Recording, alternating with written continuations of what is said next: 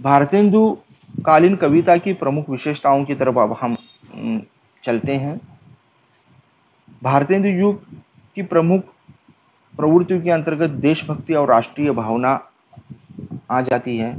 इस काल की कविताओं की मुख्य प्रवृत्ति देशभक्ति की है। 1857 के स्वतंत्रता संग्राम के बाद भारत का शासन कंपनी के हाथ ब्रिटिश सरकार ने ले लिया था, जिससे जनता को शांति और सुरक्षा की आशा बंधी। इसलिए कविता में राजभक्ति का स्वर सुनाई देता है। इसमें ब्रिटिश शासकों की गुलामी के साथ साथ देश की दशा सुधारने की प्रार्थना भी है।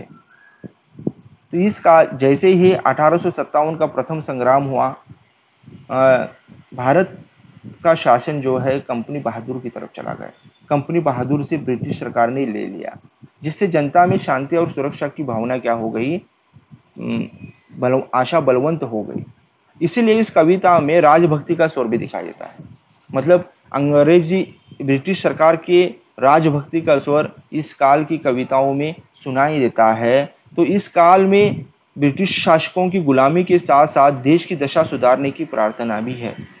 जैसे करहु आज सो राज आप केवल भारत हित के साधन में दीजिए चित, ऐसा प्रेमघन कहते हैं। इस युग के कवि देश की दयनीय दशा से उत्पन्न शोक के कारण ईश्वर से प्रार्थना करते हैं। कहाँ करुणा निधि केशव सोए, जानत नहीं अनेक जतन करी भारतवासी रोए।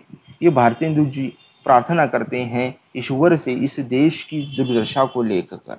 तो कहीं कहीं उन्होंने ब्रिटिश साम्राज्यवादी नीति के प्रति असंतोष व्यक्त करते हुए स्वतंत्रता का महत्व बताया है। सब तजी गौ हो स्वतंत्रता, नहीं चुप लाते खाओ, राजा करे सो न्याय है, पासा परे सो दाम। तो इस काल में भले ही राजभक्ति दिखाई देती है, लेकिन साथ साथ देश दशा सुधारने की प्रार्थना भी इस काल की कविताओं में देखने मिलती है। प्रेमघन जी हैं, भारतेंदु जी हैं, जो अपनी कविताओं के माध्यम या अन्य कवि जो हैं वो इस देश की दुर्दशा को लेकर बात करते हैं, ईश्वर से प्रार्थना करते हैं और लोगों के मन में अपनी दुर्दशा को उसके लिए चेताते भी हैं और उससे बेहतर होने की बात भी चलाते हैं। तो समाज को जागरूक करने का काम इस काल की कविताओं में हमें देखने मिलता है। देशभक्ति और राष्ट्रीय भावना इस रूप में इस काल की कविताओं में प्रतिबिंबित होती है। दूसरी विशेषता है जनवादी विचारधारा। भारतेंदु युगल कविता की दूसरी प्रमुख विशेषता है जनवादी विचारधारा। डॉक्टर रामविलास शर्मा के मतानुसार भारतेंदु युग की जनवादी भावना उसके समाज सुधार में समाई हुई है। तो ये जो जनवादी चेतना जो है, ये जनवादी चेतना समाज सुधार के रूप में प्रस्तुत हुई है, ऐसा रामविलास शर्मा का कहना है। इस युग का साहित्य भारतीय समाज के पुराने ढांचे से संतुष्ट न होकर उसमें सुधार चाहता था। इस युग के कवियों ने समाज के दोषयुक्त अंग की आलोचना की है। तो जो परंपरा से चली आ रही सामाजिक सुधार भावना जो है, उस भावनाओं को बदलने की बात, समाज में जो दोष है वो दोष को दूर करने की, उसकी आलोचना करने की का काम इस काल के कवियों ने किया है। एक जगह पर कवि कहते हैं, निज भाषा उन्नति अहे सबे उन्नति का मूल। ये भारतेंदु कहते हैं कि अपनी भाषा जो है सभी उन्नति के मूल में अपनी भाषा है। भारतेंदु मेहरानी के बारे में कहते हैं, का भवा आव है न राम जमाना कैसा, कैसा मेहरारू है ई हाय जमाना कैसा। भारतेंदु युगीन कविता में सांप्रत समाज की दशा का, विदेशी सभ्यता के संकट का, पुराने रोजगार के बहिष्कार का स्वर दिखाई देता है। इस युग में दो विचारधाराएं दिखाई देती है, पुराणवादी परंपराएं के समर्थनों की और आधुनिक व्यापक दृष्टि वालों की। तो इस काल में भी जो समाज जो था वो दो धाराओं में विभाजित था। एक पुराणवादी परंपराओं का समर्थन करता था, तो दूसरा आधुनिक आधुनिकता की व्यापक दृष्टि का क्या करता था, समर्थन करता था। किंतु भारतेंदु ने मध्यम मार्ग अपनाया। भारतेंदु ने सामाजिक दोषों, रूढ़ियों, कुरीतियों का घोर विरोध किया है। उन्होंने धर्म के नाम पर होने वाले ढोंग की पोल खोल दी है। छुआछूत के प्रचार के प्रति क्षोभ के स्वर कवि में हैं। प्रताप नारायण मिश्र स्त्रियों की शिक्षा के पक्षपाती हैं, बाल विवाह के विरोधी तथा विधवाओं के दुख से दुखी हैं। तो इस काल की विशेषताओं में अगर हम जनवादी विचारधारा की बात करते हैं, तो इस काल में जैसे कि हमने शुरू में देखा, सामाजिक और राजनीतिक और सांस्कृतिक पृष्ठभूमि में अंग्रेजों के आने के कारण एक नई विचारधारा, एक नई परंपरा विकसित हुई थी। जो हमारी परंपराएं, पुरानी परंपराएं हैं, सामाजिक मान्यताएं हैं, इसमें जो दोष है उस दोषों को लेकर आलोचना होती रही है। फिर राजा राम मोहन राय हैं, आदि समाज सुधारकों ने इस देश में फैली हुई सामाजिक कुरीतियों का पर्दाफाश किया है, उसे बदलने की मांग की है। तो इस काल की कविताओं में ये दोनों स्वर दिखाई देते हैं। कुछ लोग पुरानी परंपराओं के प्रति समर्थन में नजर आते हैं, तो कुछ लोग आधुनिक व्यापक दृष्टि वाले भी नजर आते हैं। लेकिन भारतेंदु ने क्या किया है, इन दोनों का सम्यक निकाला है। तो भारतीय समाज में जो दोष हैं, जो रूढ़ियां हैं, जो कुरीतियां हैं, उसका घोर विरोध इस काल की कविताओं में देखने मिलता है। धर्म के नाम पर होने वाले शोषण का यहाँ पर शोषण का की पोल खोल दी गई है। छुआछूत जैसी समस्याओं के प्रति यहाँ पर क्षोभ के स्वर कविताओं में दिखाई देते हैं। प्रताप नारायण मिश्र जैसे कवि स्त्रियों की शिक्षा के पक्षपाती हैं, बाल विवाह की विरोधी हैं तथा विधवाओं के दुख से दुखी हैं। तो इस काल की कविताओं में दोनों धाराएं प्रवाहित हुई हैं। पुरानी परंपराओं के समर्थन भी दिखाई देती है और आधुनिकता की बात भी कही गई है, और दोनों का मिला जुला रूप इस काल की कविताओं में जनवादी विचारधाराओं के रूप में उद्घाटित होता है। तीसरी इसकी जो विशेषता है, प्राचीन परिपाटी की कविता। भक्ति और श्रृंगार इस युग में प्राचीन परिपाटी का कविता का सृजन हुआ था। भक्ति और श्रृंगार की परंपरा इस युग तक चली रही। परिणाम भारतेंदु तथा अन्य कवियों ने इसका अनुसरण किया है। कुछ कवियों ने नक्शिक वर्णन किया, तो कुछ ने दान लीला मृगया की रीतिकालीन पद्धति अपनाई। इस प्रकार इस युग की कविताओं में भक्ति, श्रृंगार एवं प्रेम वर्णन के सुंदर नमूने मिलते हैं। जैसे एक जगह पर भारतेंदु लिखते हैं, भक्ति वर्णन ब्रज में लता पता मोही कीजिए, गोपी पद पंकज पावन की रव जाएं सिर घीजे। श्रृंगार वर्णन साजी सेज रंग के महल में उमंग भरी, पिय गर लागी काम कसक मिटाए लेत। उन्होंने रीतिकालीन आचार्यों की तरह स्वरति, समरति, चित्ररति, वस्त्ररति, पपडीपन आदि यौन विकृतियों के चित्रण वर्णित किए हैं। तो कुल मिलाकर जो रीतिकालीन कविताओं में श्रृंगार चित्रण मिलता है, भक्ति वर्णन मिलता है, वही प्राचीन परिपाटियों की कविताओं के रूप में वो विषय भी इस काल की कविताओं में देखने मिलता है। एक उदाहरण देखिए, प्रेम वर्णन सखी ये नैना बहुत बुरे। प्रेम वर्णन में देखिए जो यहाँ पर एक उदाहरण है प्रेम वर्णन का, सखी ये नैना बहुत बुरे, तब सो बहे पराए, हरि सो जब सो जाए जरे, मोहन के रस बस हैं, डोलत तलफत तनित बुरे।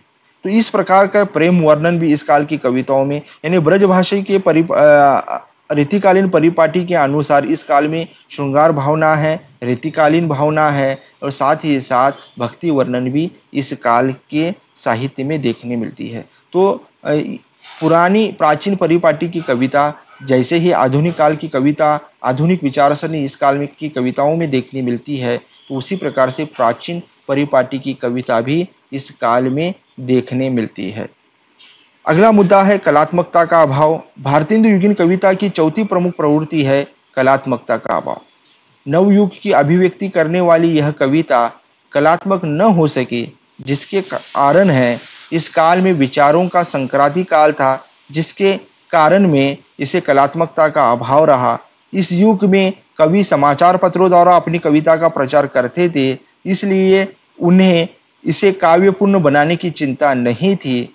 भाषा का अस्तित्व और नागरिक आंदोलन का भी कविता कलात्मकता धारणा न कर सकी, क्योंकि इस आंदोलन के लिए कवियों ने जनमत जागृत करना था, जो कि जनवाणी से ही संभव था। कहने का मतलब है कि इस युग के कवि तत्कालीन राजनीतिक, सामाजिक, आर्थिक, सांस्कृतिक, धार्मिक एवं भाषा संबंधी समस्याओं में इतने व्यस्त थे कि नवयुग की चेतना को कलात्मक एवं प्रभावशाली ढंग से अभिव्यक्त न कर सके, और उसमें सर्वत्र यथार्थ की अनुभूति की सच्चाई सरल भाषा शैली में अभिव्यक्त हुई है। तो अगर जरा हम कलात्मकता की बात करें, कविता में कलात्मकता की बात करें, तो इस काल की कविताओं में कलात्मकता दिखाई नहीं देती। इसके अपने कारण हैं, क्योंकि एक विचारों का संक्रांति काल था, प्राचीन और नए युग का द्वंद्व विचारों में देखने मिल रहा था। सारे के सारे कवि अपनी अपने पत्रकारिता से जुड़े हुए थे और पत्रकारिताओं के माध्यम से एक नागरिक आंदोलन चलाने का काम भी कर रहे थे, जो जन भाषा में ही संभव था। शायद इसीलिए इस काल की कविताओं में कलात्मकताओं का अभाव दिखाई देता है। एक उदाहरण है, खंडन मंडन की बातें सब करते सुनी सुनाई, गाली देकर हाय बनाते बैरी अपने भाई, है उपासना भेद न उसके अर्थ और विस्तार, सभी धर्म में वही सत्य सिद्धांत न और विस्तारो। तो इस प्रकार से विचार तो इन्होंने स्पष्ट किए हैं, लेकिन भाषाई कलात्मकता की अगर जब बात करें तो भारतीय युगीन साहित्य में, कविताओं में कलात्मकता का अभाव दिखाई देता है। अगला मुद्दा है काव्य में ब्रज भाषा का प्रयोग। इस काल की भाषा प्रमुख रूप से ब्रज भाषा ही रही है। खड़ी बोली गद्य तक ही सीमित थी, किंतु इस युग के अंतिम दिनों में खड़ी बोली का प्रयोग शुरू हो जाता है। बद्री नारायण चौधरी, अंबिका दत्त व्यास, प्रताप नारायण मिश्र आदि कवियों ने भारतेंदु काल में खड़ी बोली में कविता करने का प्रयास किया था, जो आगे जाकर इसका वृक्ष जो है हमें द्विवेदी युग में दिखाई देते हैं।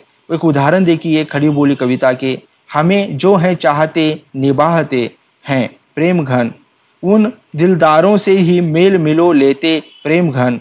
भारतेंदु की खड़ी बोली का एक उदाहरण देखिए, सांझ सवेरे पंछी सब क्या कहते हैं, कुछ तेरा है, हम सब एक दिन उड़ जाएंगे, यह दिन चार सवेरा है। इससे स्पष्ट होता है कि भारतेंदु युग में खड़ी बोली में उच्च कोटि की रचना नहीं मिलती। इसका कारण स्पष्ट है कि इस युग में ब्रज भाषा पर रिझे हुए थे। इस प्रकार भाव व्यंजना का प्रधान माध्यम ब्रज भाषा ही रही है। तो यहाँ पर आखिर में खड़ी बोली में कविता लिखने का प्रयास किया गया, लेकिन उतनी सफलता इनको खड़ी बोली कविताओं में नहीं दिखाई देती जितनी ब्रज भाषा में, क्योंकि ब्रज भाषा का प्रभाव रीतिकाल से हिंदी कविताओं पर प्रभाव पड़ा था, और ये प्राचीन परिपाटी पर कुछ कवि लिखने वाले थे, जिसके कारण इन्होंने कविताओं के क्षेत्र में ब्रज भाषा को ही स्थान दिया। हास्य व्यंग्य एवं समस्या पूर्ति। इस युग में हास्य व्यंग्यात्मक कविताएं भी काफी मात्रा में लिखी गई है। सामाजिक कुरीतियों और अंधविश्वासों तथा पाश्चात्य संस्कृति पर करारे व्यंग भी किए गए हैं। इस दृष्टि से प्रेमघन और प्रताप नारायण मिश्र की रचनाएं सर्वोत्तम हैं। समस्या की पूर्ति इस युग की काव्य शैली थी, और उसके मंडन में कवि विविध विषयों पर तत्काल समस्या पूर्ति किया करते। रामकृष्ण वर्मा, प्रेमघन, ब्रेनी ब्रज आदि कवि तत्कालीन समस्या पूर्ति के लिए प्रसिद्ध थे। और साथ ही साथ इसकी जो आखिरी विशेषता है, प्राचीन छंद योजना। भारतेंदु युग में कवियों ने छंद के क्षेत्र में कोई नवीन एवं स्वतंत्र प्रयास नहीं किया। इन्होंने परंपरा से चले आते हुए छंदों का उपयोग किया है। भक्ति और रीतिकाल के कवित्व, सवैया, रोला, दोहा, छप्पय आदि छंदों का इन्होंने प्रयोग किया है। जबकि जातीय संगीत साधारण लोगों में प्रचार करने के लिए भारतेंदु ने कजरी, ठुमरी, खेमटा, कहरवा, गजल, श्रद्धा, चैती, होली, सांझी, लावनी, बिरहा, चनैनी आदि छंदों को अपनाने पर जोर दिया है। इस प्रकार से स्पष्ट होता है कि इस युग में परंपरा और आधुनिकता का संगम है। कविता की दृष्टि से यह संक्रमण का युग था। कवियों के विचारों में परिवर्तन हो रहा था। परंपरागत संस्कारों से पूर्ण रूप से मोहभंग हुआ भी न था, और साथ में नवीन संस्कारों को भी वे अपना रहे थे। काशी नवजागरण का प्रमुख केंद्र था और यहाँ का साहित्यिक परिवेश भी सर्वाधिक जागरूक था। तत्कालीन परिवर्तनशील सामाजिक मूल्यों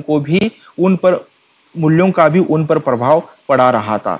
तो कुल मिलाकर अगर हम इस काल की बात करें, इस काल के साहित्य की विशेषताओं की बात करें, तो इसमें प्राचीन और नवीन का जोड़ दिखाई देता है।